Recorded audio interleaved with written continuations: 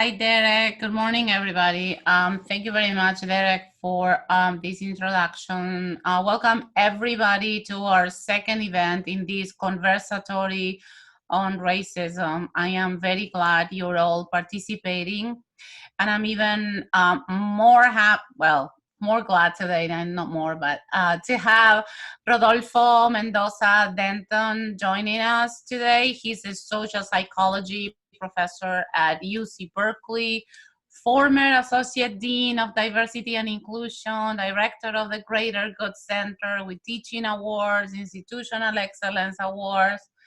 Rudy, as he's known, grew up in Mexico, lived in Thailand, the Ivory Coast, and the US, and he has devoted his life to bring understanding and awareness of what underpins race relations in psychological terms, working on cultural differences and intergroup relations. He's joining us today to talk about racism, stigma, and intergroup relationship. It's a huge pleasure to introduce Rudy, to have you here. Thanks for joining us. You're very welcome, Mara, and I'm delighted to be here. To all of the folks who are out there, I appreciate your taking the time to hear what I have to say today. So, Rudy, let's jump right to the core of the question. You wrote a book, Are We Born Racist? And this is very much in the head of a lot of people, and particularly in the audience that we have. So I would like to just toss this question to you and ask, what is implicit bias? Why implicit? Why bias? How is that related to racism? Is implicit bias innate bias? Basically, that's who we really are? Well, the answer is complicated. The answer is yes and no. Let me begin by just clarifying that I did not write the book. I co-edited the book, which just means that I was responsible for bringing a lot of really, clever and, intelligent people together to write about this broader topic about whether we are born racist. I think probably the simplest answer to the question, which I thought was the one you were going to ask, are we born racist, is that the answer is no, but it certainly feels like it given how automatic some of our responses are.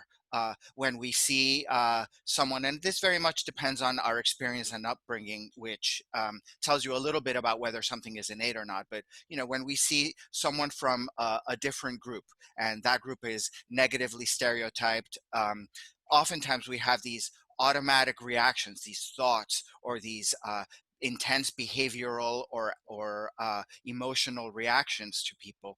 They're so automatic, so lightning fast, that we think, oh my gosh, they must be baked into the system somehow.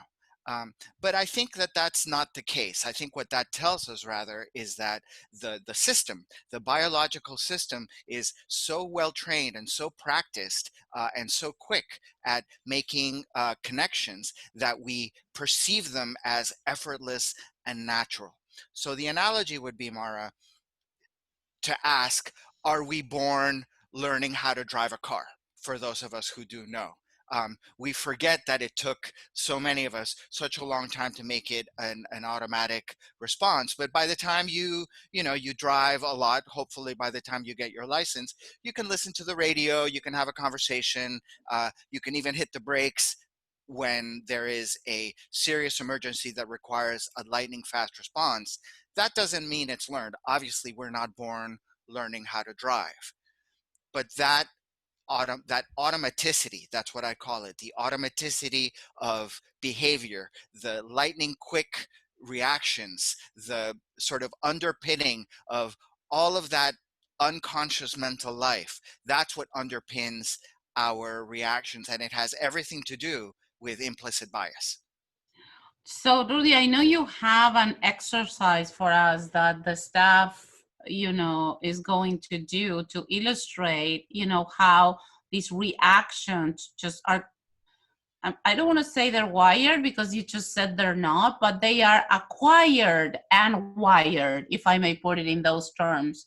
So That's a great way to put it, and I think I might steal that term, You're more. acquired and wired, uh, because I think that that's exactly how we should think about it. When you learn how to drive, it's acquired, but at some point, clearly there is some kind of, what we might intuitively call wiring that to unlearn or relearn has to get rewired.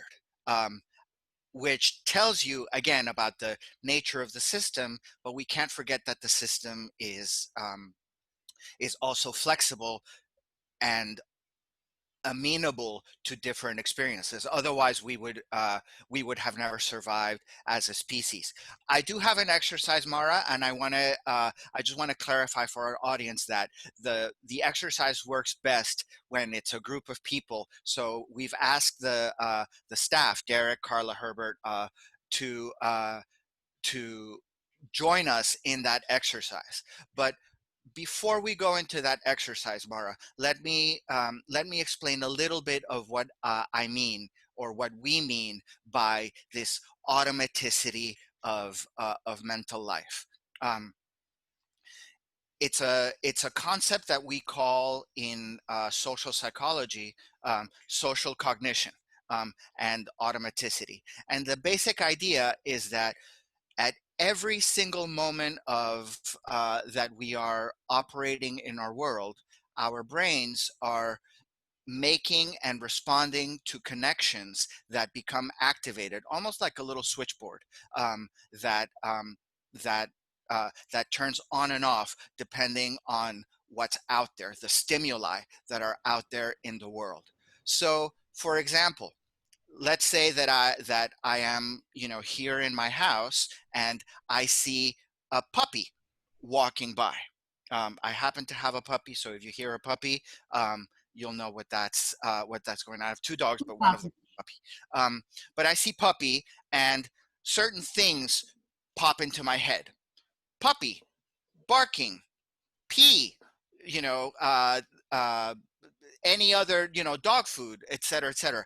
At the same time, things pop into my head, memories from childhood, small whiffs of emotional states that I have had and collected that are activated literally by this puppy that is in front of me. That's the basis of social cognition.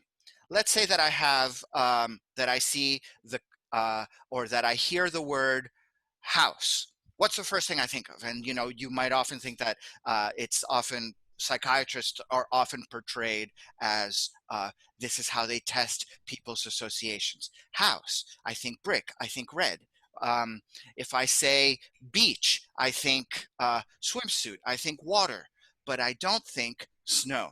So there is both an activation, a positive activation of concepts, and then a suppression of other concepts. When I'm thinking of beach, I'm less likely to think of snow, for example.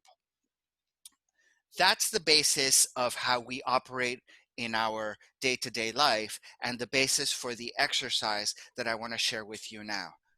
Is it okay if I do that? Please do. I wanted to say, like before the exercise, a little anecdote that came out precisely about this. It was very interesting that, we were having you as a guest, and my son's, who's 10 years old, teacher sent precisely, sent something that she was working on, and she explained to them about the amygdala that I'm sure you will talk about, later, and, the state of being vigilant, right? So I was talking to my son, and I was saying that you were going to address these things in terms of like different groups who look different. And he said, that's so weird. I mean, because the only thing that would scare me would be a knife with something red on it. Why would someone think about that because of a person? Well, different experiences, maybe a movie or a particular image that you've seen. I know that when I was small, the Poseidon Adventure just like stuck to my brain, and I could not get it out of my head, the scene where this guy is like, you know, burning his hands to close a valve so that others could be saved, and then he falls to his death. I mean, these are the kinds of very emotional experiences that just kind of bind your experiences together. It also explains, Mara, things like, for example, if there is a group that I associate with danger, um, and or I hear in the media that group being maligned by others. Let's take as an example Mexicans. I am of Mexican background, and I hear lots of stuff in the media, and I watch and I see that there are shows on TV like the show Cops, where Mexicans are constantly being portrayed as criminal, as dangerous, as vermin. So I see a Mexican person in the street. Without realizing it, the same processes are going on. You know, where I see house red, you know, bird fly, beach towel, Mexican knife, right? And these are, it doesn't mean that we're racist, but it means that we are creatures that learn and have impressions that are built upon us. It also explains why, for example, there are, I think of the case, was it maybe 20 years ago, Amadou Diallo in New York City, who was arrested by police in New York City. He held out a wallet, and the police immediately thought that it was a gun, and he was shot to death. By now, these incidents are all too common for us to be surprised, but the principle remains. We have a stimulus that, you know, it could be a pencil, it could be a camera, but if you're already kind of thinking in the background with this network of associations of danger, violence, drugs, right, for Mexicans, right, like bad people, you are going to misinterpret that stimulus as something that's consistent with what's going on already. Let's do the exercise. I was bringing it up precisely because my son couldn't understand why you would feel fear in view of a person who didn't have a knife with something red or blood. Like, it didn't compute in his head. Let's move to the exercise. If you Before you do the exercise, I just want to also just another quick example of it, which is that if you look at me, I am male, I have short hair, and I am, you know, in, at least I'm in relatively good shape. So I will be at Home Depot, or I will be at Ace Hardware, or I will be, you know, or I will be walking down in a hotel, and people will be like, "Oh, excuse me, do you know where blah blah blah blah blah is?" And that is the kind of processing that is called, "You're being racist, you're stereotyping me." And yes, you are, but you are also responding in a way that is consistent with what you have in mind, right? Young male, you know, never mind that he's not wearing an orange, you know, shirt for Home Depot. It's the cue that's driving that assumption, right? And it's those assumptions that are automatic, but can also be controlled. Let's get into the exercise. let's do it. I'm going to share my screen with you. And the first one that I'm going to share is, it's a fairly popular one. I'm going to ask the staff if you could just show your screen for us. I also encourage all our viewers to do this on your own. You're just getting the visual feedback from the staff and from Professor Kolesas.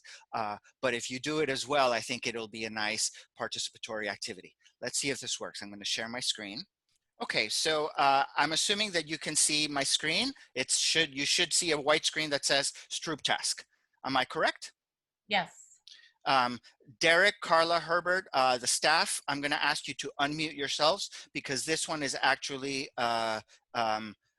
Scott Moles and Dawa. Scott, by the way, you are on twice on my screen. So I'm going to ask you all to unmute, and so that we can hear you say these, these words. Okay? Here's a Stroop task. All I need you to do, again, if I could ask the staff to unmute yourselves, because this is a speaking task. Okay, that's no problem. Well, we can go ahead and start anyway. Hopefully, this goes to the right to the right screen. All I need you to do, Professor Kolesas, I'm just going to say Mara, if that's okay. Mara, Scott, Dawa, Carla. Just say the word that you see on the screen, if it's okay with you. Ready? Yes. Yes. Okay. Group task. Oh, thank you. I need to figure out how to move this forward. Okay. Group task. Blue. Blue. Red. Green. Orange. Purple. Okay. So for the viewers and listeners out here, what you saw was that it's a very basic task. I'll remind you that we are not born reading, but it is such an intuitive and easy thing for us to do precisely because it's so well practiced. So what you see is that the reaction time given the stimulus, and the stimulus is the words on the screen. You see the word, and there's a little bit of a delay because of Zoom, but people are like, red, orange, blue, green. Things happen very, very quickly. And if I ask people to say it, the word even faster, they would do so again. In fact, I'm going to ask us to do that again. And if I could just ask you to say as quickly as you can. Are we ready? Yes. Yes. Yes. Purple. Orange. Green. Red. Green. Orange. Purple. Okay, now what you see here is also that we have what are called individual differences. And that means that, people have different rates of responding, people have variability basically. So not all of us are going to respond at the same speed. We're going to do the same test again. And now I'm just going to ask you to exactly do the same thing. Just if you could, if we're going to shift the exercise a little bit. Now, instead of reading the word, I'm going to ask you to simply tell me the color of the words on the screen. Okay? Okay. Okay. Purple. Orange. Yellow. Green. Red. Blue. Red. Green. Orange. Yellow. Oh, purple. Okay. Are we ready? This is time for the exercise again. Are we ready? Remember, Okay. as fast as you can, the color of the words, not the word itself. Ready? Let's go. Ready. Blue. Red. Green. Yellow. Orange. Is that orange? Purple. Purple. Okay. So now so look at this word, right? It's orange. But the color of the font is purple. I hope that the viewers noticed there was a significant delay between when the words and the ink color was consistent versus when it was something like this, orange.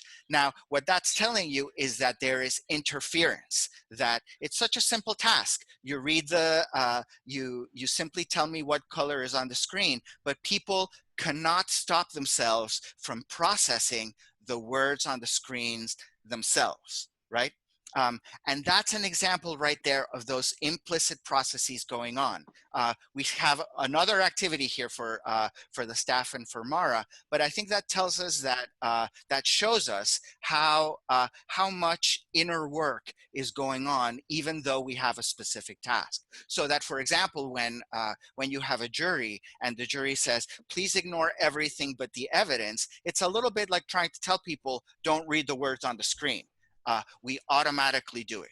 Does that mean we are born reading? The answer is no, but there is an automaticity to it.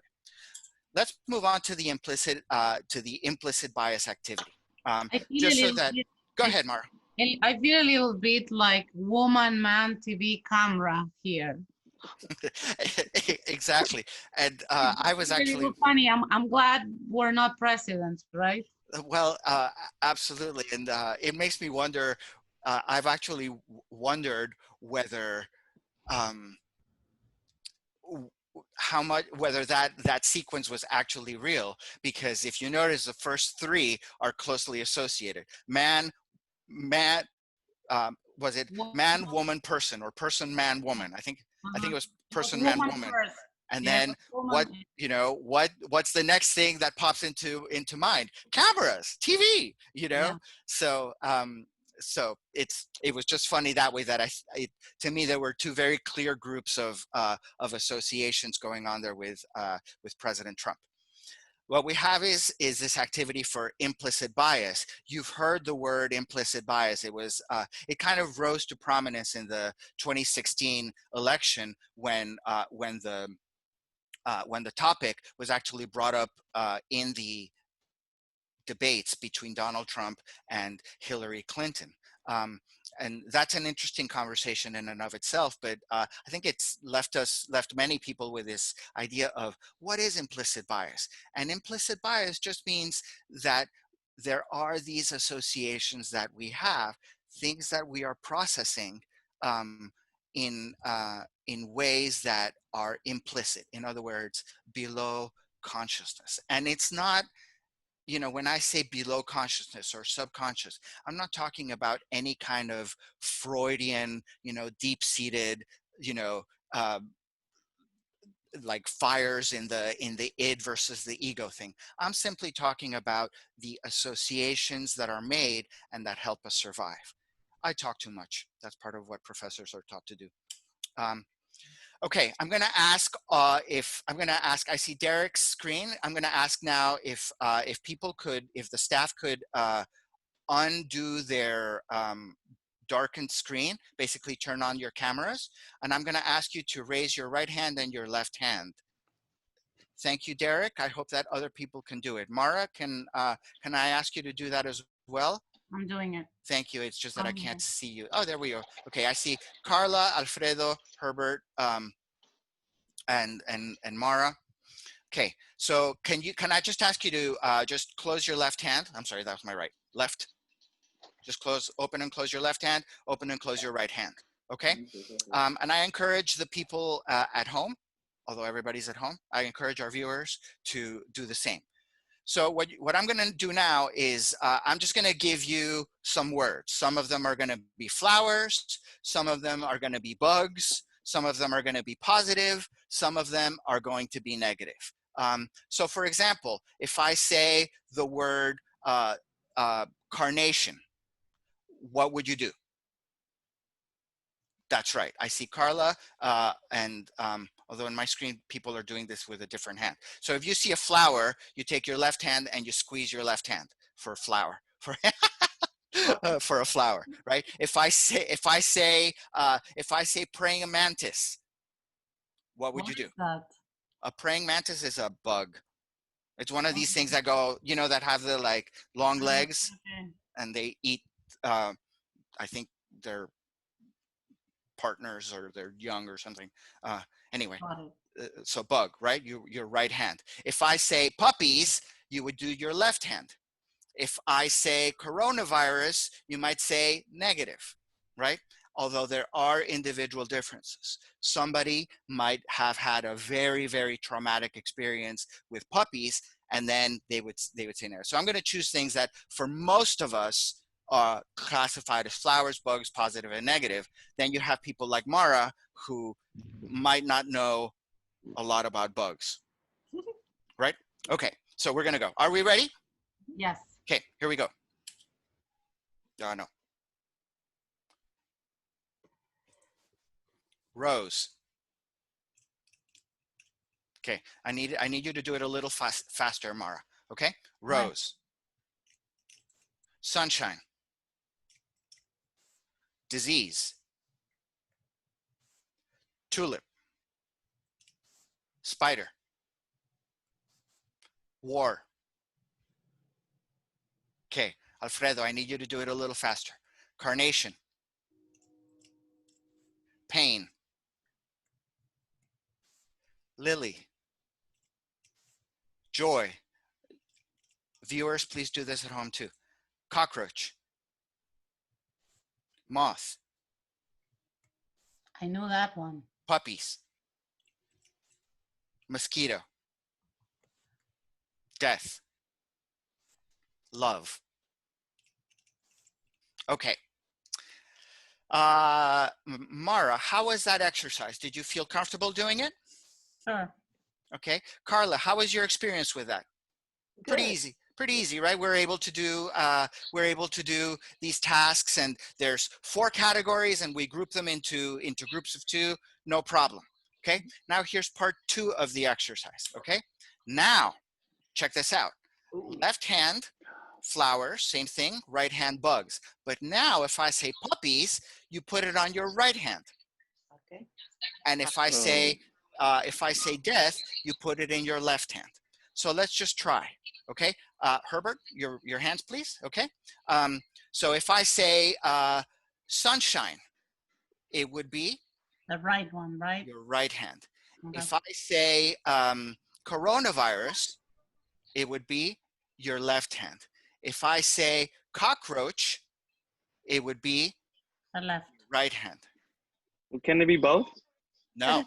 No, how No. come right? Because we're switching it up. But Right what, hand, bugs. So Right, so left now we're hand just is switching up flowers and the- negative. Right That's hand right. is bugs and positive. I think of cockroaches as negative. Oh, but see, now you're anticipating exactly the exercise. Just help me out. All you have to Got do is, you don't even have to think of the association. You just have to think bugs positive, flowers negative with each Got hand. it. Okay? alright, Are we ready? You know how you can help us out? You can say right or left as you kind of do it. Okay? Are we ready? yes. Alfredo, are you ready? Carla, you ready? Okay. Ready. Okay, let's go. Right. Right hand. Left. Left, Oh, right hand. Right hand. right. Right hand. Oh, left hand. Left hand. Let's go back. Okay, I'm and sorry, for I our have to see viewers, it. that's no. This is totally Negative, fine. positive, I know flowers, that you're bugs, okay. saying, I'm sorry, like, and what you're seeing is that it's very difficult. It's a little bit like reading. It's a little bit like reading the trying not to read the words when I'm asking you to do the color, right? Why? Because now we've got this, we're trying to associate something that people think of as negative, as I think Derek just said, right? And it's interfering with our ability to categorize the right hand with positive things. So again, bugs and positive on the right, left, and a left hand takes flowers and negative. Let's do it again. Herbert? Ready? Okay, we're just going to go through this because I think we're getting the nature of the exercise. People get very confused. Cockroach. Puppies. Sunshine. Spider. Mara. Disease. Love. Death. Carnation. War. Notice how how Herbert is, well, anyway. Mosquito. Sorry, Herbert. That's okay. Joy. Rose. Pain. I'm going to go through this quickly now, okay? Tulip. Lily. Moth. Okay. Before I get into that slide, Carla, tell me about your experience, your subjective experience. Well, it's like the subtext. It took me a minute to figure it out, but then I was into it. Yeah, and then you got practice a little bit, but you still, I saw you still messing up your automatic response overriding your controlled response. Herbert, since I asked people to focus on you, what was your subjective experience of this one versus the last one? I think from the first try to going back to trying to change my ideal of it, me trying to remember what each thing was related to. You know, so I was like puppies. I was like, left or right. Yeah. Yeah. So what that feeling is, you know, is what's called is that interference. What psychologists do is they measure the time it takes you to press, in this case, what would be a space bar, right? And you can measure in milliseconds the amount of time it takes you to actually press the correct button in comparison to when bugs are paired with negative things versus positive things. Also, the amount of errors. Herbert, I guarantee you that if I switched the tasks, it would be so. So right now, I think you said a version of, well, I already had practice first with one pair, and so it interfered. No question, that's true. But if I did it the other way, you'd be like, oh, this task is really hard. And then the second one, you'd be like, oh, so much easier, right? So there's a little bit of an effect of order effects, but the overwhelming effect is the interference between the associations of the task.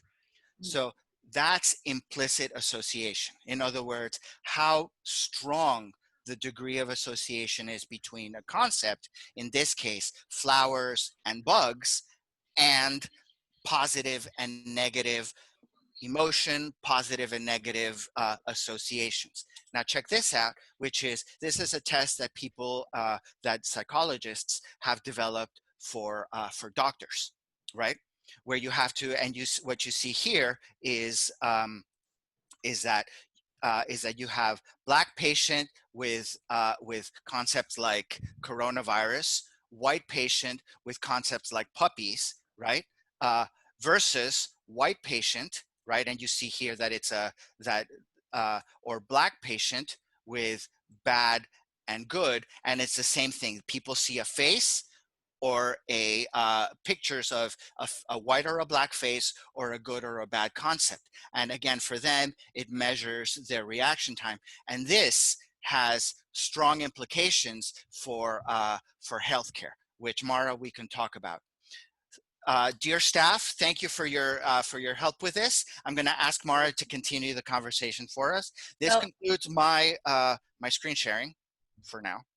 Thank you, Rudy. That's very illuminating, and in a way it's a little scary, but I know that there's a silver lining on this, because you know, you're suggesting that the implicit bias is activated at the level of the amygdala, right? And you can tell us a little bit more about, you know, the amygdala, you know, the function it has about being vigilant, you know, as I was, you know, mentioning before, that my son learned vis-a-vis the coronavirus, not race in this case. And I mean, and it is hardwired that in a way that the brain, and you study a lot about, you know, the brain needs to categorize, right? I mean, it's an economy of the brain, because the brain cannot invent kind of the wheel every single time it sees something. So we have to put it in a category. And it's a kind of like neurological economy. Yet we have biology, and we have, you know, the environment, we have neuroscience, and we have social psychology. So I would like you to tell us a little bit more about, you know, this relationship between the two, if you can spell it out more fully. You've mentioned a lot of different concepts there. Let's just begin with, so for example, you mentioned the amygdala, which is a structure in the brain, and that has a whole set of implications. We can get into that later. What you mentioned, though, was this idea of categorization and this economy of perception, if you will. Tell me a little bit about what you mean by that, Mara, and I will riff on that. So the idea is that the brain, I mean, evolutionary, needs to categorize, right? Why does it need to categorize? Well, to see, I would think that to see how it reacts. Is it danger? Is it not danger? Right? Okay. I mean, that's like the 101 evolutionary thing.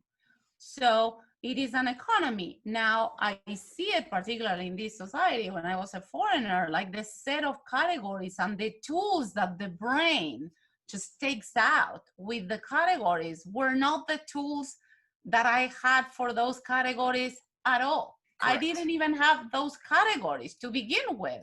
Available. Exactly. Right. So this is where I'm getting, right? And this Right. is why, Well, biology and the environment. but but I think you're limiting your right now what you're putting forth to social categorization. You're saying I did not even have a category for this kind of person or the association, and that's fine. But categorization is much more than like, in terms of adaptiveness, it's not just danger, not danger, right? It just, as you were saying, it's an economy of perception because you have to do it. So for example, if I look behind you, I see a couple of blue things and a row of brown things and a white thing, and they are all in the category of books, right? That categorization is something I've learned, but it helps me understand what to do, that I can pull it out, like all of them, even though they're slightly different. There's a certain behavioral pattern. I pulled them out, I open them, and I engage with them however it is that I engage with them, right? That is categorization. Categorization gives you a way to use and economize so that I don't have to re-examine every single object in that shelf anew every time I come across it. It gives me a sense of direction, it gives me a purpose, and it gives me, as you were saying, an economy of perception, and then and a kind of like a shortcut to act and react and interact with the thing, which is why let's say that I open, and sometimes this happens, right? You open a book and let's say a little clown comes out, right? I get so scared because it's completely against what I'm expecting. Those categories are called schemas, and you are right. We do the same with people. So the issue here is, going back to the innate, are we born races, and we have been kind of hinting into the answer of this already. What, at some level, this is not innate, but it's felt as second nature depending on the society, and the fact that it varies across societies already gives us a hint as to the fact that this is also socially constructed, is embedded in culture, right?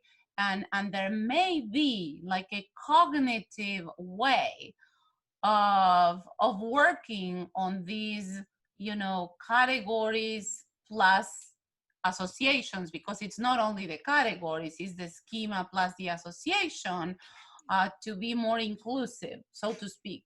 Correct. And again, the categories are just those associations, right? So what's called a schema is the the object, in this case, as well as associations about what you do or what you don't do.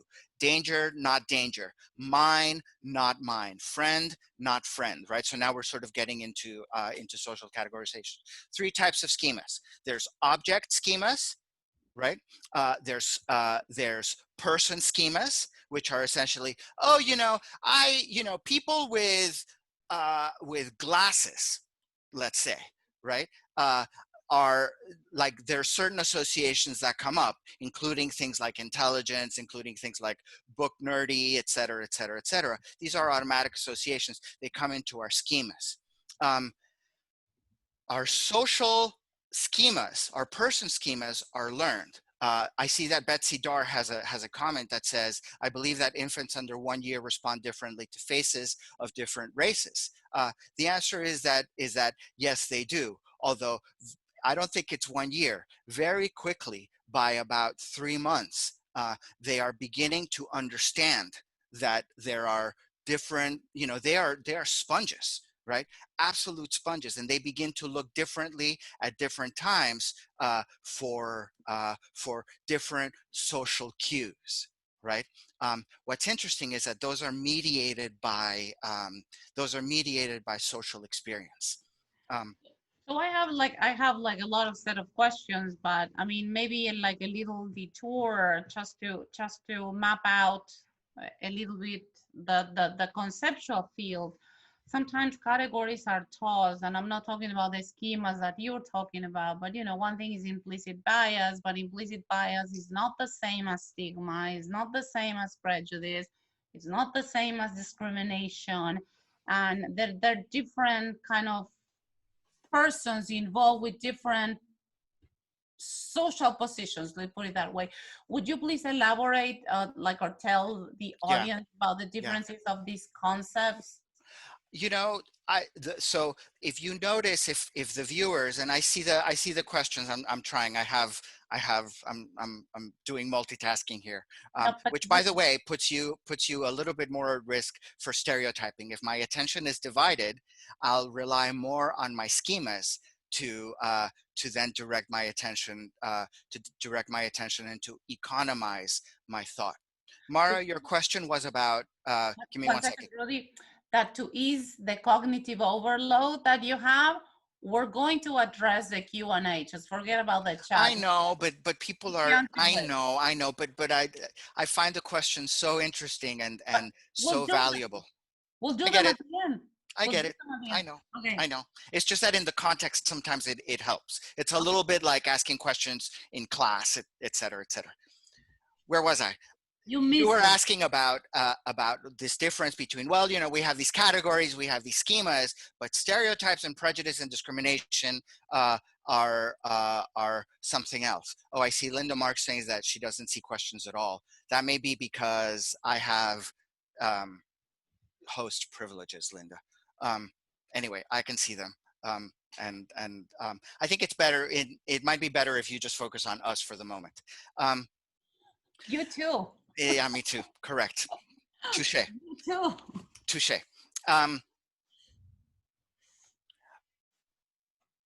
I don't think that there is a clear and necessarily even helpful difference between the concept of person schemas and what we call stereotypes. Because after all, they are cognitive structures, and cognitive just means a sort of like a collection of mental associations that you can put together in a little box and call that set of associations something, in this case, a group of people. So whether you're talking about people with glasses or Mexicans or nannies, right? Or Italian fashionistas, right? Those are both person schemas, and they are stereotypes in the sense that they are they're sets of associations that guide our attention. They direct our attention to expected versus unexpected behavior, and they give us a sense of how to interact with them. The problem where they become problematic is when those stereotypes are unfair to the people that they impact. Right? An important thing to note is that stereotypes and the behaviors associated with them often impact the target. This is where we get into stigma, but they they only benefit the perceiver. So if you're a perceiver and you have a stereotype about Mexicans, and you either avoid them, or you talk too loudly, or you somehow disparage them, or you stay away from Mexicans, you don't feel much of a you don't have a negative consequence. In fact, for you, it's easier because you've just simplified your world. But for the target, who either feels bad or is denied a service or is treated unfairly, the target is usually the one who is the person who suffers as a function of those stereotypes. So person schemas and stereotypes, which are different from prejudice, which, if you think about prejudice, it comes from the word prejudgment, right? Which is the emotional, what we call affective reaction that you have, right? So stereotypes are the cognitive associations, prejudice is the emotional part, and then discrimination, positive and negative, either way, is the behavioral component of it. And that's usually where we have the control, and where we talk about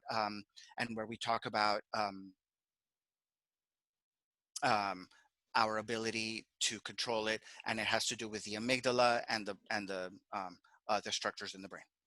So this is like a great segue for questions, and I have again, several sets of questions. I would like, the audience to know more about stereotype threats, right? Because, I mean, the fact that you have this schema and these social constructions, right? Even though if they're not innate, a lot of people understand that as pretty fixed. But there's like a vast amount of research that says that these different either stereotypes of self-understanding of identity can be activated in different ways, right? So this kind of activation is situational, right? So can you tell us, more about, like, you've been involved in tons of research on that? Certainly. Let's go back to the example. And by the way, just for Linda, who, sorry, Mara, I'm doing it, but it's hard for me not to involve the people who are graciously paying attention to us. Linda says that you don't see questions. I see that it's addressed to the panelists. So I think you as audience members can't see the questions. That's for your own safety, so that you're not Zoom bombed or that you're not bombarded with either unnecessary or inappropriate questions. So I am filtering a little bit of that content. Joanne, I do want to ask what you mean by men versus women, just when you wrote that in your comment. Let's go back to stereotype threat. Back to the example about Mexicans. Let's say that you have a person schema, a group schema, a stereotype of Mexicans, right? And you can see what I'm doing here is normalizing the process of stereotyping. Stereotyping, categorization. It's a little bit like books. The problem is that, unlike books, people have feelings and there's consequences for people. That's where you get into the social aspect of it. And I'll give you the consequence for the receiver, the target of those stereotypes.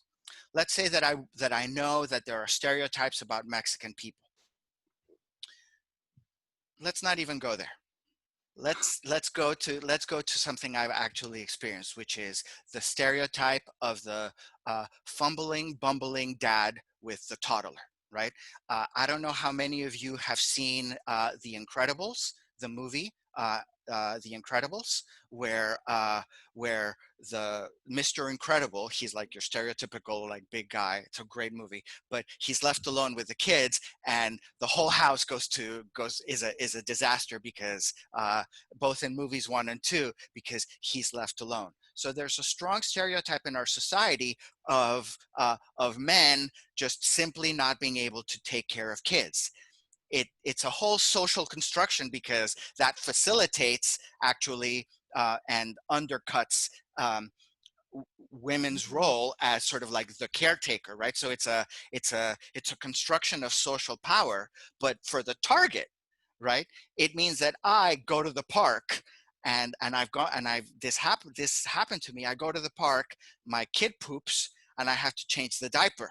And immediately I'm like, who's going to be thinking that I don't know how to change diapers? I better do this really well. And is that person really talking about me? La, la, la. Next thing I know, I've put on the diaper backwards, right? Because instead of being engaged in the diaper changing, I'm actually monitoring. It's this cognitive overload process of monitoring the stereotype, monitoring how other people feel about me, how they're going to judge me.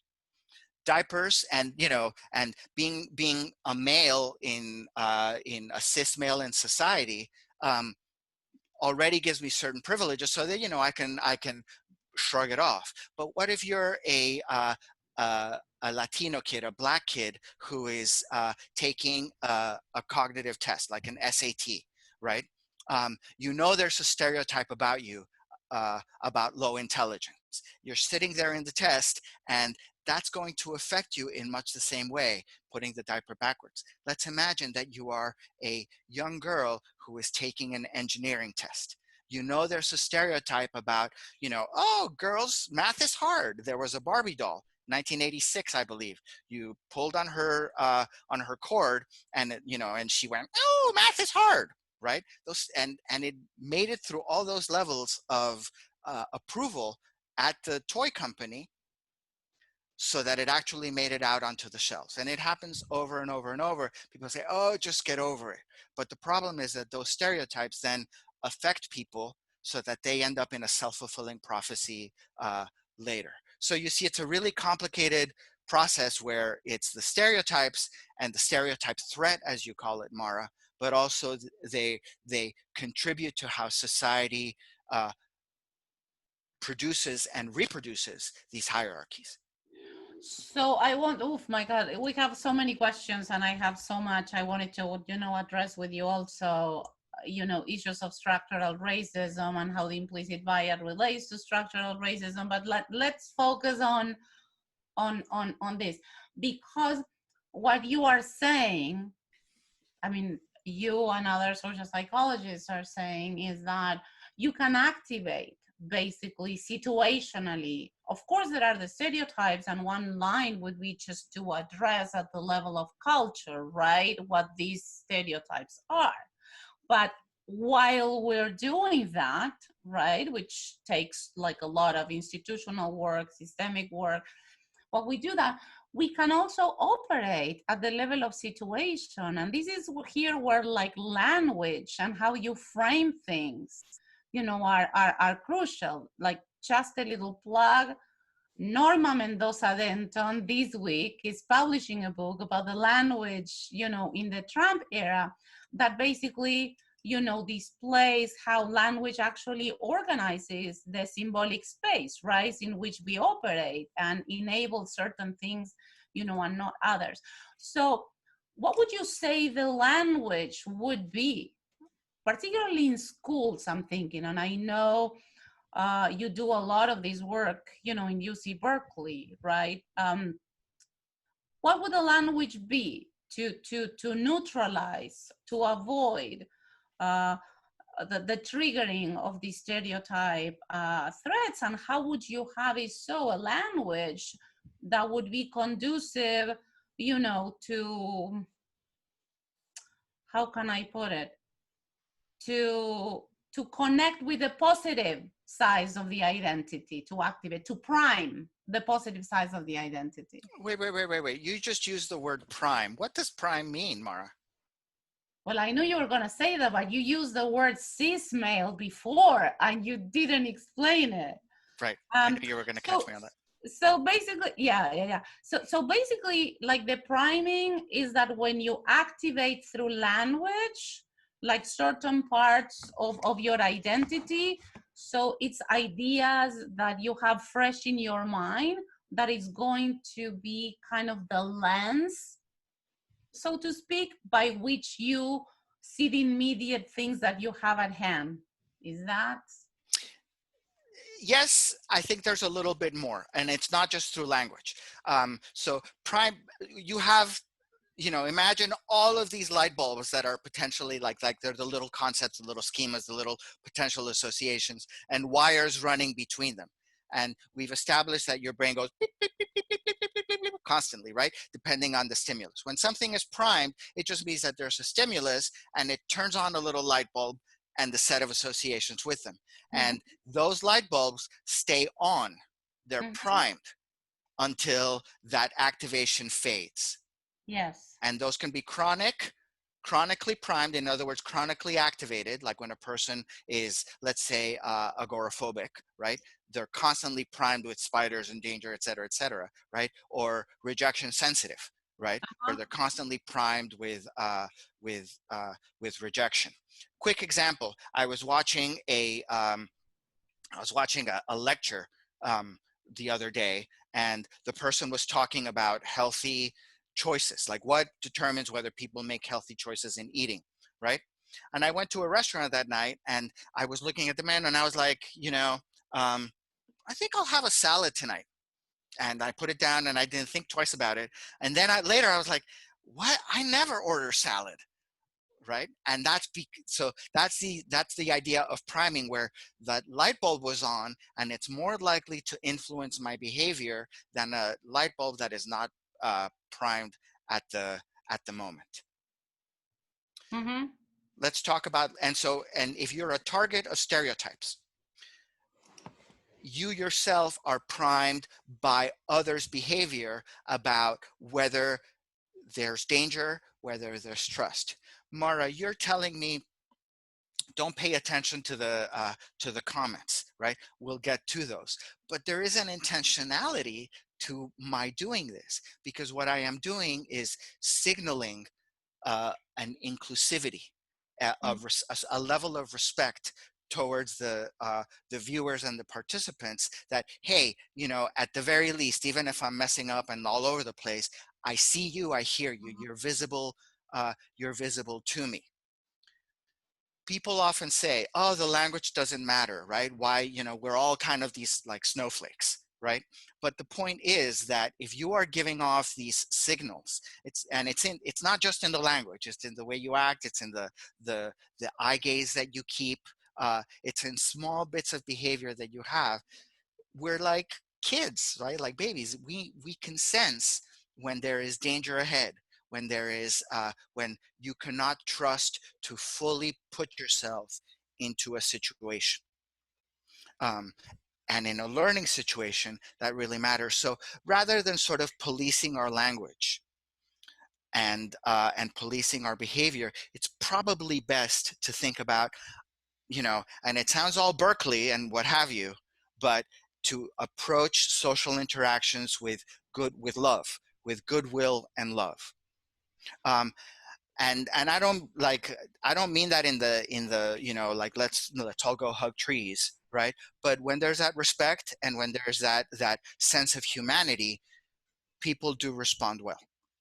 I'm glad you're bringing this point, and I know, of course, that we're on the same page on this. So formally, the time for the conversation, and we'll have more questions and answers, is about coming to an end. But I have so many questions. But one, you work a lot on intergroup relations, and in intergroup relations, there is the us and the not us, and it's interesting how throughout history and in language, certain groups have a word for exactly expressing the not us, right? The Jews have goims, and the Armenians have odar, right? Like these are like the absolute, like not, us.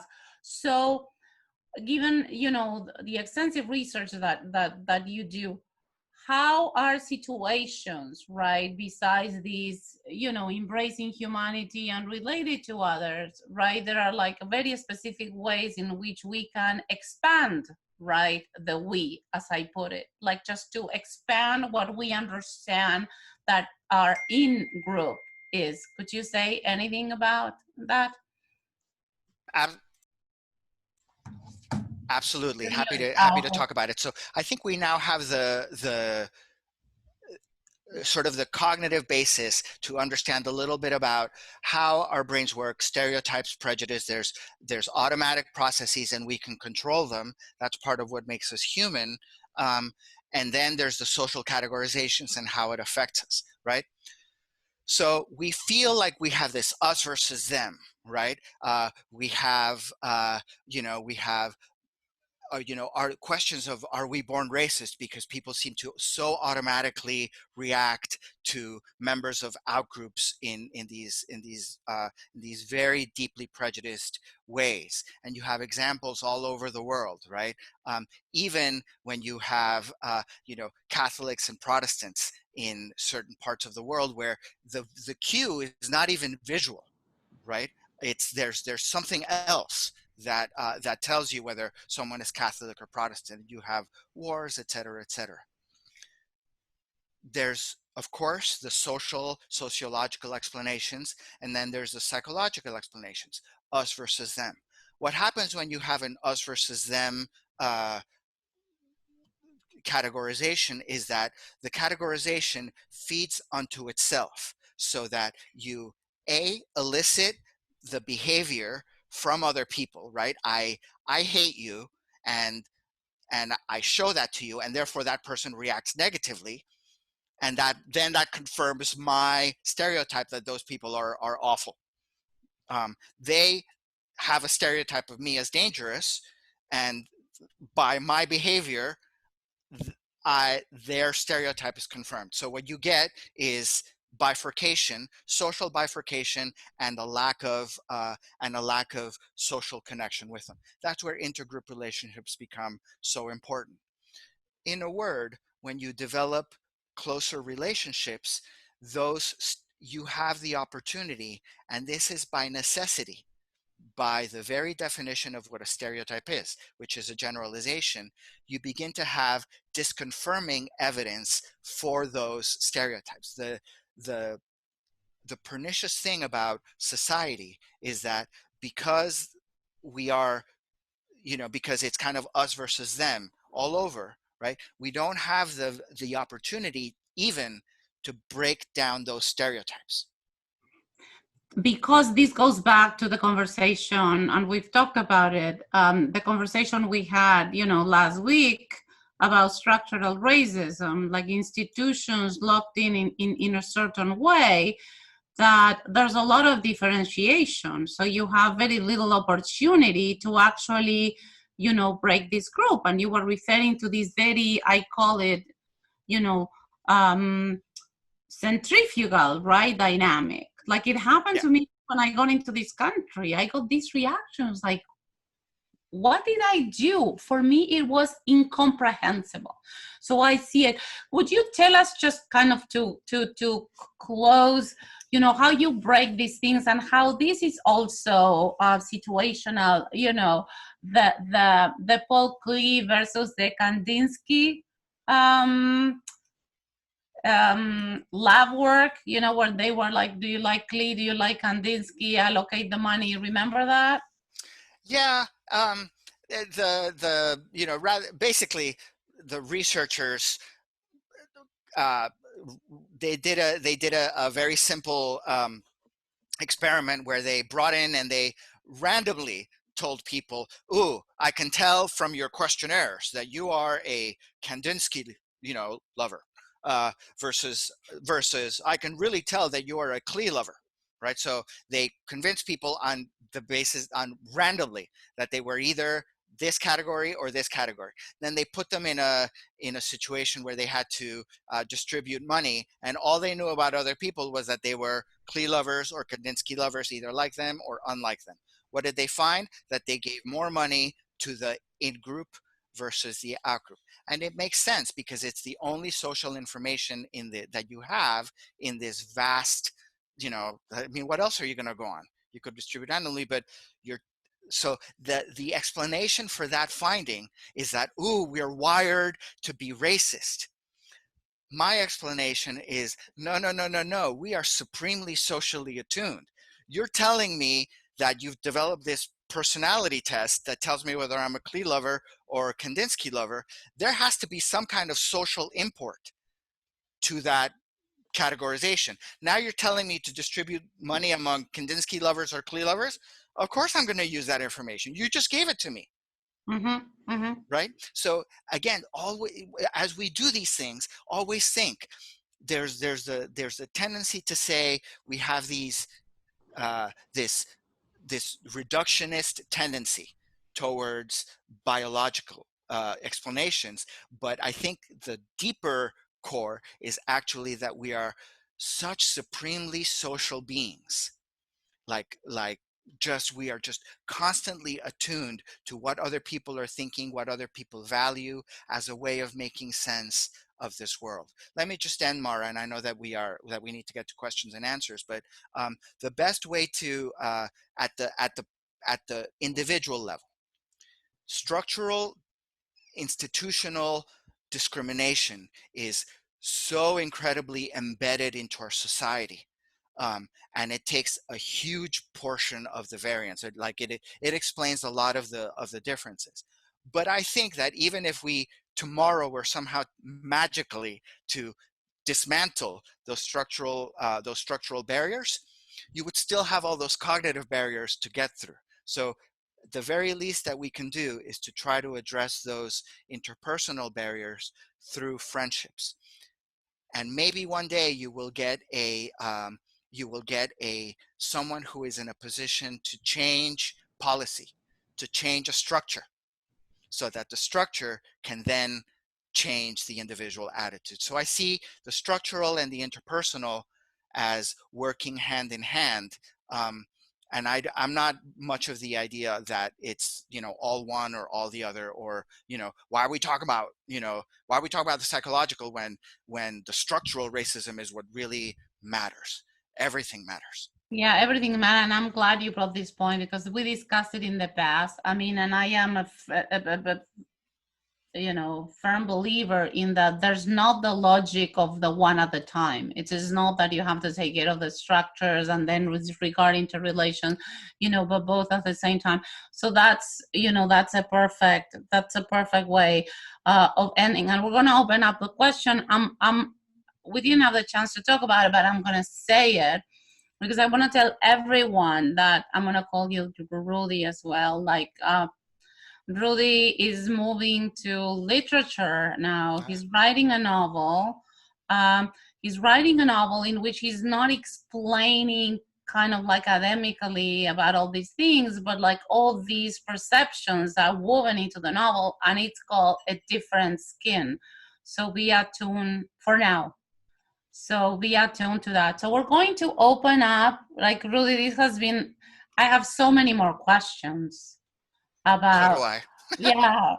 So, but I mean, this is what we have. Maybe we'll have to have you again. But let me go to the questions, and I encourage everyone to use the Q&A function. So if I could just put in another quick plug for that. I see a few people who are very active in the questions to the panelists, but I really, really encourage other people. Like if you're not one to sort of contribute and, more of a passive observer, just write a question and, I might get to it. I'd love to know what other people think. I am so glad you say that, Rudy, because then we have discussion sessions after, a conversation with you. So I actually use the chat, right, to get cues to prompt for the discussion. So let me go to the Q&A, and if those who wrote in the chat section, they can write it in the Q&A. So this is a question from Elizabeth Frommer. Have these studies been done cross-culturally? And if so, any significant comparison contrast across cultures and nationalities? Well, I can certainly tell you that there are studies that have been done cross-culturally for the general idea of in-group, out-group categorization and stereotyping. And I think the basic thing that we know from those studies is that these processes are really embedded in the cultural context, right? So that as Mara was sharing, she came to this country and there were stereotypes and person schemas and ways of doing things that just did not make sense at all. Similarly, you go to another country and there are categorizations that like if I went to Ireland, that's a Protestant and that's a Catholic person, like I wouldn't even know. So the general processes are the same, but the contextual filler in things are so specific to the culture that it tells us that the hardwiring is there, but the content is socially mediated. Right, and this is where we have kind of the responsibility to work on, the content as it is, conveyed. I mean, we all know that, but sometimes we're not actively aware. We're doing with one hand and undoing with the other, right? Yeah. This is what. Yeah. what the danger is, not out of bad intention. So another question, Joanne, my understanding is that women are better at multitasking than men because of the way our brains are wired. Okay. Does that lead to men? I'm not going to let you go on that. What do you mean by okay? No, but it's a question. So does that lead to men discriminating more than women? I was referring to discrimination against women in the workplace and how long it took women to get to vote, etc. Let's begin with this idea. Like I've read somewhere that women are better at multitasking than men. I think those are very difficult qualities to even assess. I remember so clearly watching a video, like a video on PBS, where you had a psychologist, and this was like a, like a bona fide, PBS has stamped this person as an authority on psychology. This person was saying, oh, because, I think one thing that we know is that men have so much better visual organization than women.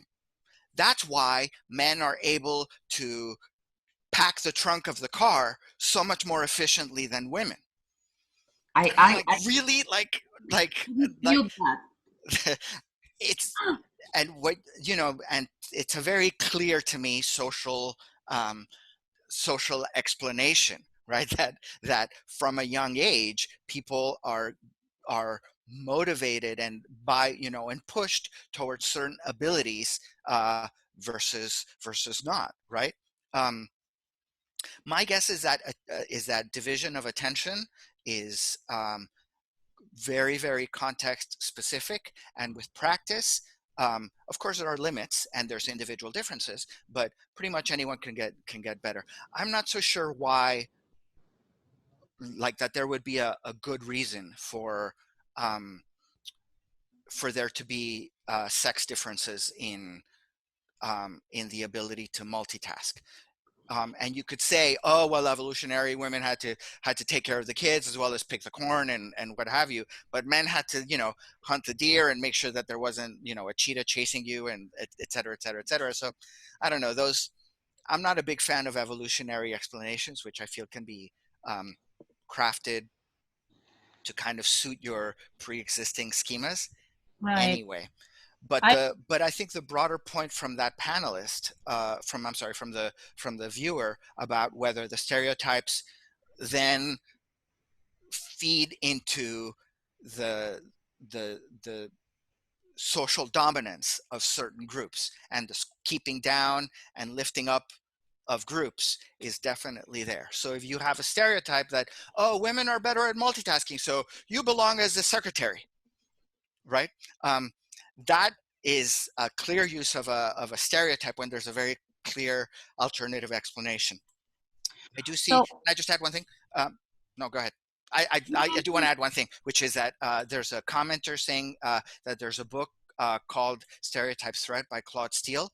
The name of that book is actually called Whistling Vivaldi: How Stereotypes Affect Us. That's a great book if you're interested in the target's perspective. If you want, I can talk about what Whistling Vivaldi, what that means.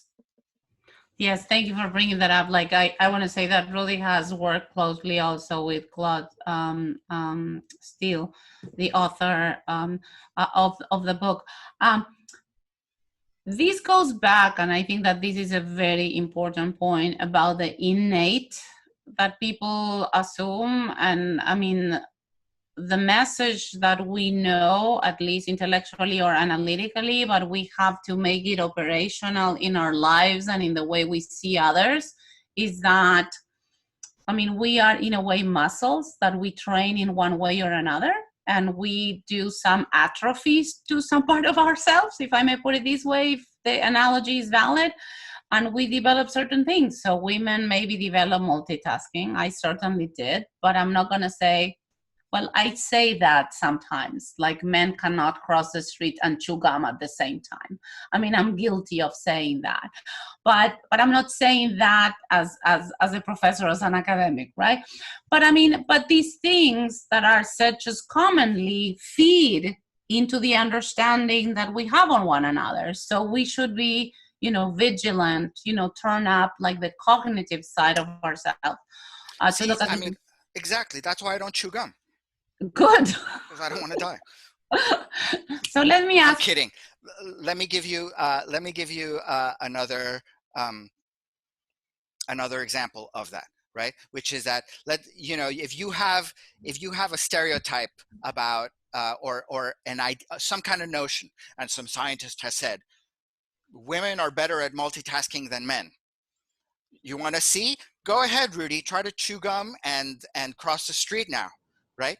Let's think back to this idea of stereotype threat, which is what Claude Steele talks about. Now I'm going to be like, she's watching me. Am I chewing gum? Is it too loud? Next thing I know, I get run over. Another example, right? Minorities are less intellectually able than white people, right? Women are worse than men at math.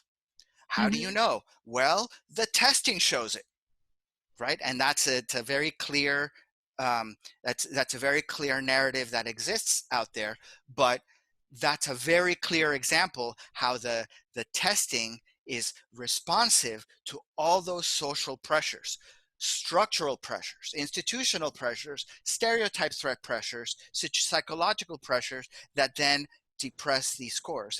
And Claude in his book really unravels those social myths.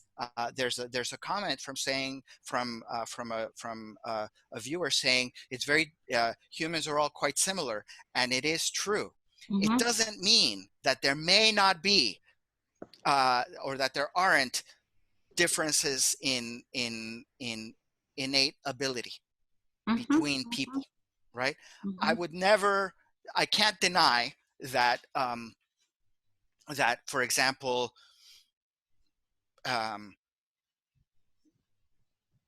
LeBron James is probably a more gifted athlete than I, right? Probably, but if I had been socialized to become an athlete, to engage in athletic behavior, I might have been considerably less of a couch potato than I am now. My point being is that we continue to know so little, but my money is on the human ability to expand the extent of through which we can improve, rather than the absolute levels of potential or ability between people. Right, because in other words, potential is greater than natural ability. Because you have biology, which is sort of like natural ability, but you also have the human capacities, and that you encourage, develop, nurture. So I'm going to ask a question. We have a last. Oh, no, we have more. I'm glad. So Donna asked, what is the third schema? You gave object and person. Thank you, Joanna. Thank you, Donna. I really appreciate that. The last one is called, it's a kind of a situational schema, which we called a script. So and it's again, it's a set of associations, but also expectations for how to behave. Thank you for that, because it illustrates it really well. You go to a restaurant, and if the waiter serves you whatever they want, you're going to get very upset because it doesn't follow the script. The script is you get a menu, you choose what you want, and then you order, they tell, and so there's this sort of dance, right, that you do. So there's these scripts for how people behave, and we are very tied to them as humans who like control, predictability, etc.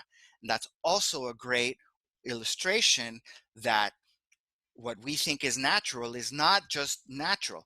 Scripting may be natural, but the script for sitting down in, in a mom and pop shop in Mexico City is very different, because there you do get whatever they give you that day, right? And that's awesome. And it's pretty awesome. Yeah. And what we call fondas in Uh-huh. Mexico, right? Uh-huh. So they're scripted, but they are not. Oh, I have a great story to tell you. Can I tell it to you? You can tell the story. I want to make sure we get to the last question, but if people No, want get to the last question. I'll skip my story. It's just okay. funny. No. Your stories are great stories. No, it's fine. We all know that. So Elizabeth had another question. She's asking, the U.S. has passed civil rights legislation, but as we all know, attitudes are slower to change. Any thoughts on how to better sync politics to attitudinal changes? I mean, that's the $1 million question. Thank you for that question from the viewer, and I am 100% persuaded by the fact that the most powerful way to change behavior is through law. And another way to say it is through things that have consequences for the individual. So I think that the intuition is correct, that we have legislation, but you also face the reality that people continue to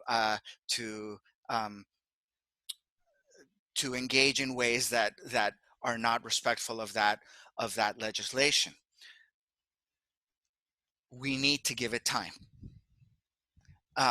So by simply passing a law, it never means that behavior is going to change from one day to the next. That never happens.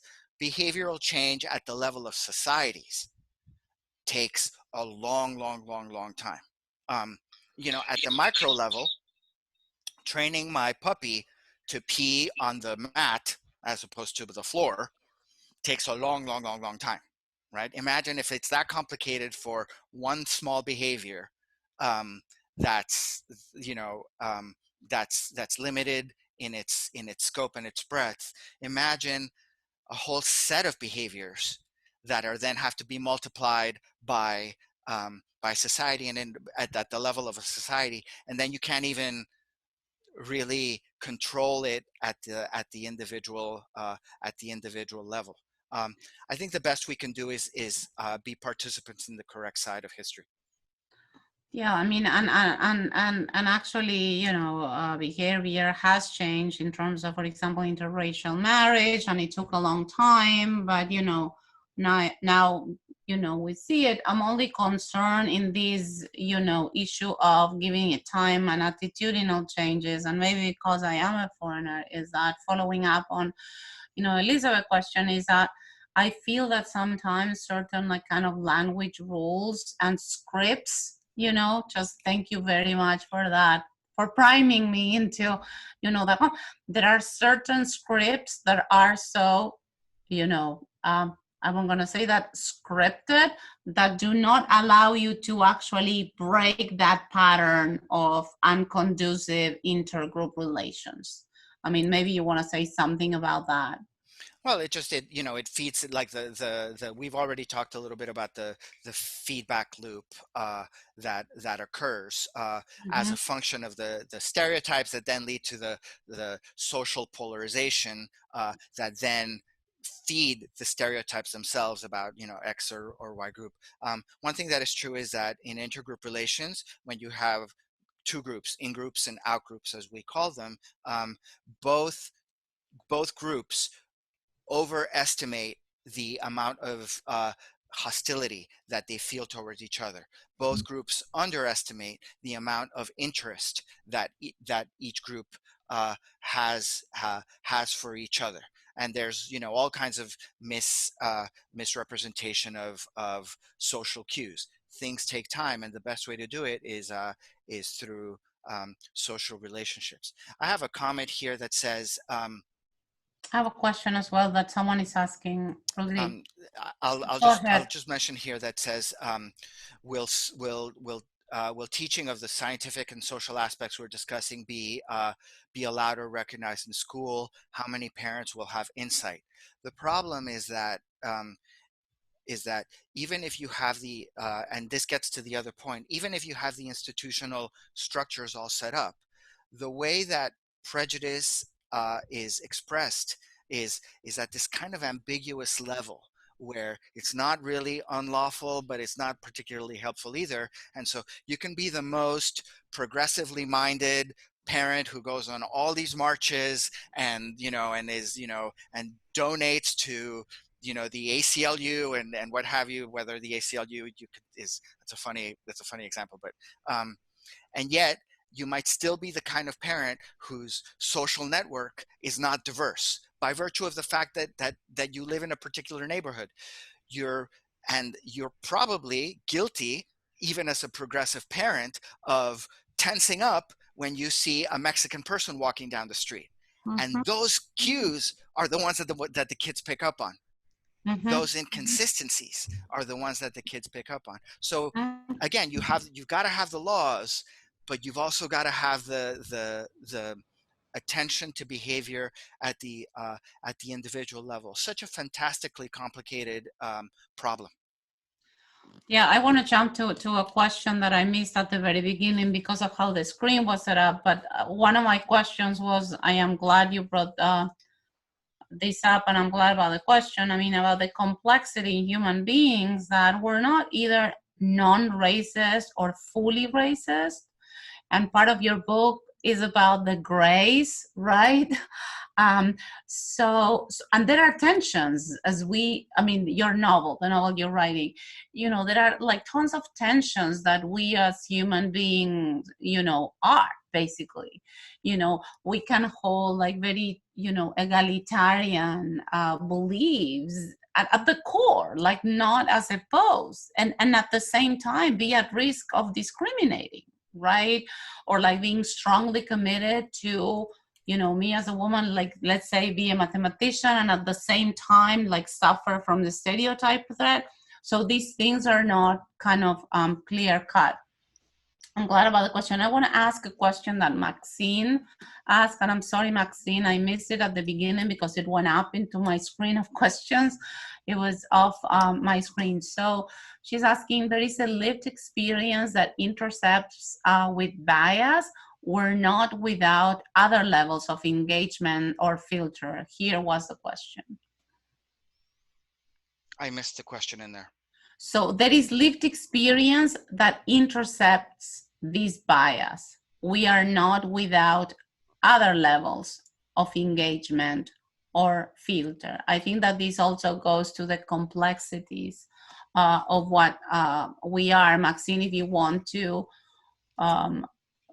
further elaborate on the question, or Rudy, you have something you want to point to this? Well, what it brings up for me is simply that we are not passive recipients of bias, but that we are active participants in counteracting or and coping with those stereotypes ourselves. That's actually what this is a great segue into what that whistling Vivaldi example is about, where you have a Black professor who is not Steele himself, walking down a dark alleyway. And what this professor would do was whistle Vivaldi, the classical composer, Four Seasons, while walking down the street, so that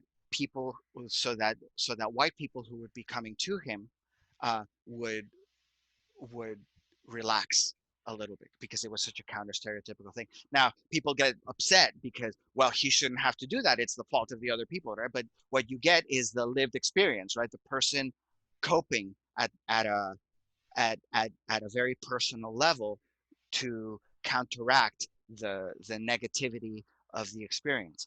Another example is when you have people who really embrace their racial identity and reject the majority kind of identity. Like, and you can think of, for example, someone who's really proud to be Mexican and really rejects white culture, and unfortunately sometimes that comes in there's an association there with, you know, school is for white people kind of thing, right? So, and then that gets all complicated, but there is that lived experience that intersects with how other people perceive. I hope that's what the viewer was referring to. Could be. And Maxine, if you want to further, you know, ask the question there. I mean, and if we do not have any question, I would ask you about, you know, intergroups, if you can, besides everything you've already, you know, said that has been so rich, and I'm sure that people are going to live with like so many things, you know, to think about these things. But contact theory is the theory that refers to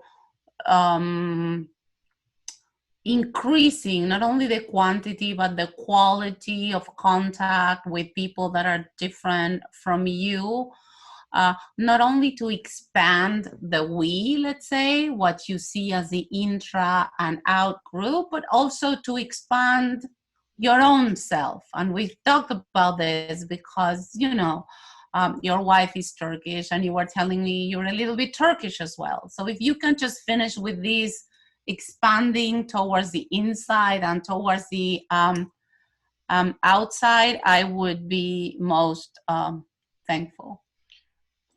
So Mara, you mentioned the term contact theory, and contact theory is a theory developed by Gordon Allport, first first proposed in his 1959, I believe, book, The Nature of Prejudice. It's been reprinted many times, so 59 might just be the one that I happen to have. It's called The Nature of Prejudice. My particular cover was black with white letters. And the basic proposal of contact theory is very simple, which is that when you increase interpersonal contact between groups, prejudice is likely to be reduced and intergroup relations are going to get better. The process, again, is also straightforward. When you have intergroup contact, people humanize each other, stereotypes break down, they develop friendships, and that's how prejudice breaks down. And it's been tested, and it has been shown that contact is a good thing, but not all kinds of contact, right? For contact to be effective, you need 4 conditions. You need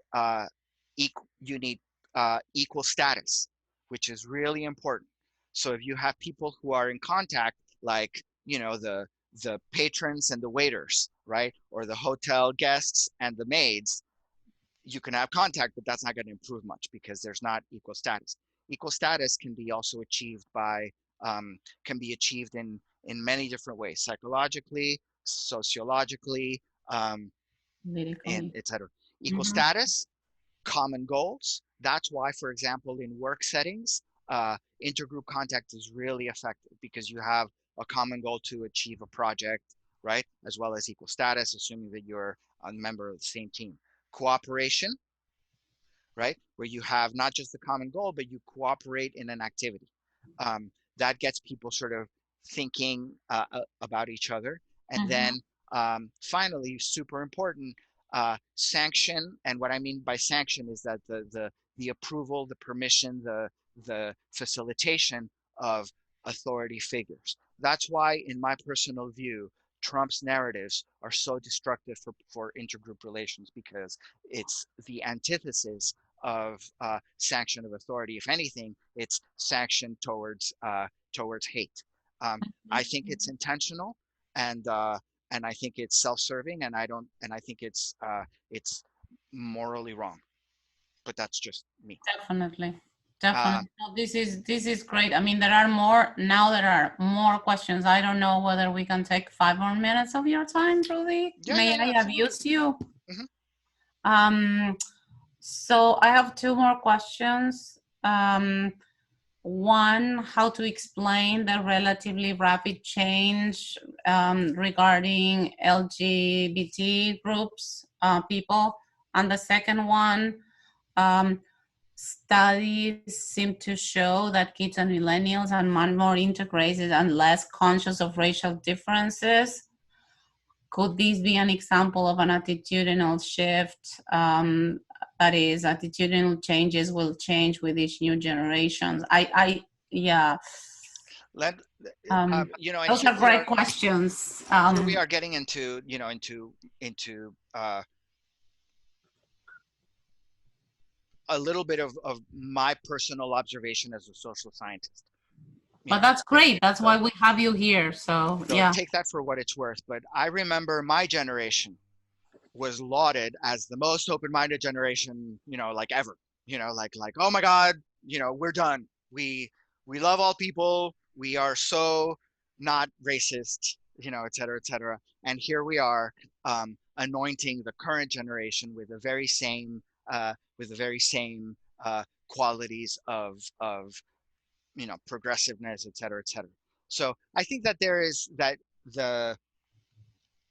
by virtue of the fact that young people are younger, they don't have the same economic pressures as adults. They don't have to choose houses and neighborhoods. They have their social networks are more porous.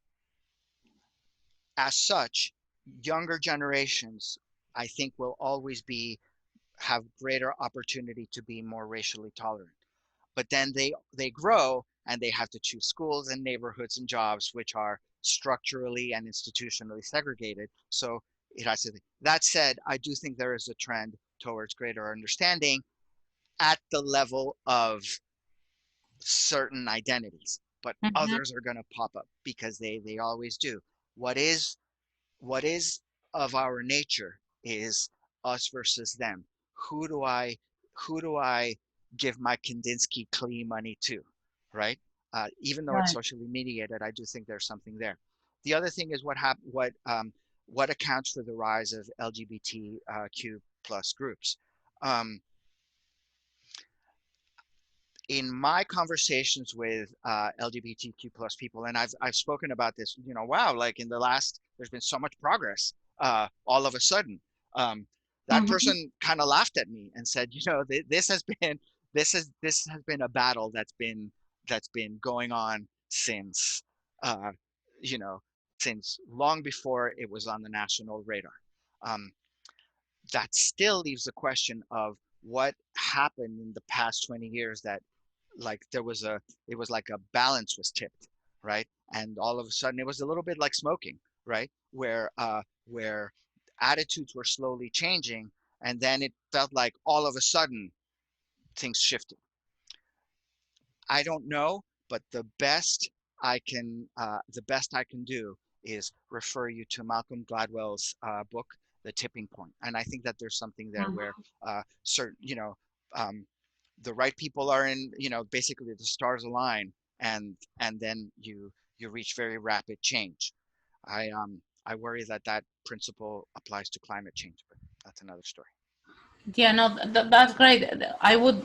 This is a great point, Rudy. I also, I mean, I'm usually very wary of like these narratives of linear kind of progress, because I mean, these varies geographically in this country. Let's not go out, you know, this country, but also, you know, in the very place where I am, you know, in the same school. I mean, I'm a foreigner, so I take a lot because my first experience really with institutions is the US, is the schooling of my kids, honestly. I mean, besides, so one is super like, there are no differences. Like for him, like people who see difference in people negatively is weird. Like he cannot kind of factor it.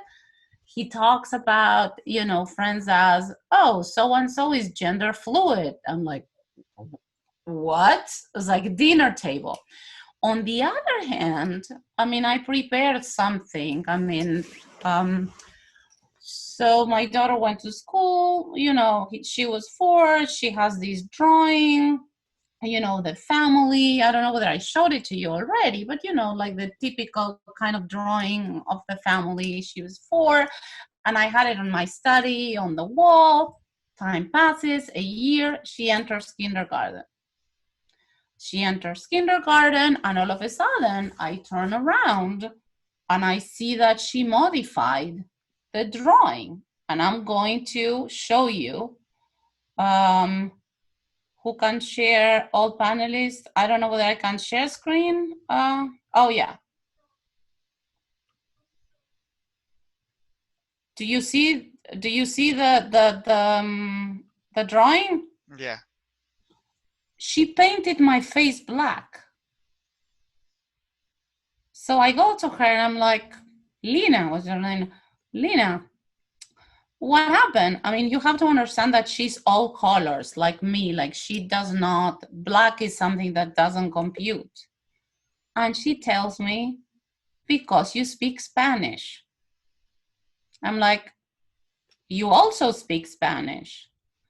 Well, because you don't speak English. And I was like, I speak English. And she goes like, well, she was fine. I was like, well, no, but you don't speak English. And then she realized that I was trying to get to something, and that was it. And that's the drawing. And she absorbed this with the best intentions from a Berkeley school.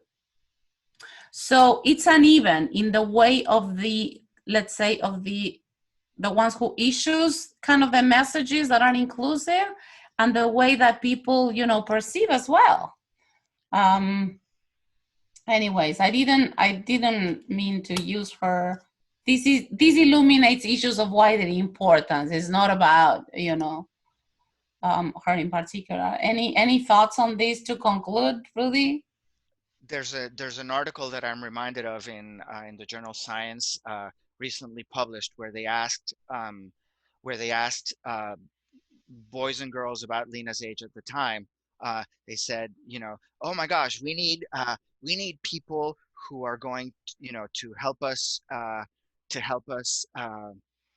either, I think it was, clean up the school, like teams, either clean up the school or get prizes for a math test, right? Mm-hmm. How do you want to help? And it was very clear that the girls self-select, did not put themselves in the math test group at a very, very young age, and they put the boys in the math test group. So kids are in the Berkeley schools, right, in very progressive contexts, picking up cues from society, from so many of us.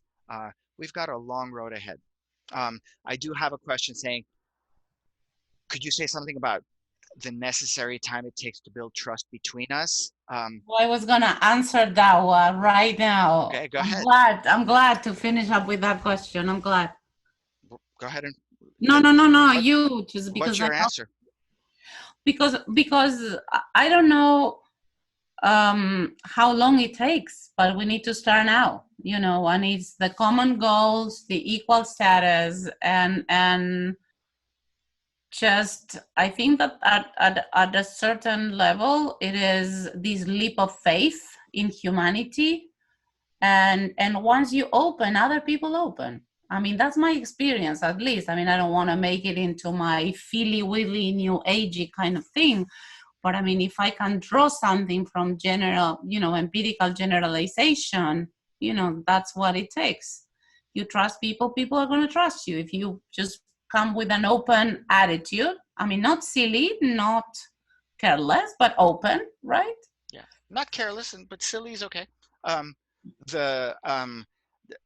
would answer that question by saying that it's probably less helpful to think about the necessary time, like you've now reached the necessary required time, kind of thing, but rather that you're just constantly building relationships, and sometimes those work, sometimes they don't. Sometimes you hit it off with someone, sometimes it takes a little bit longer, but what you can always do is engage in a respectful way.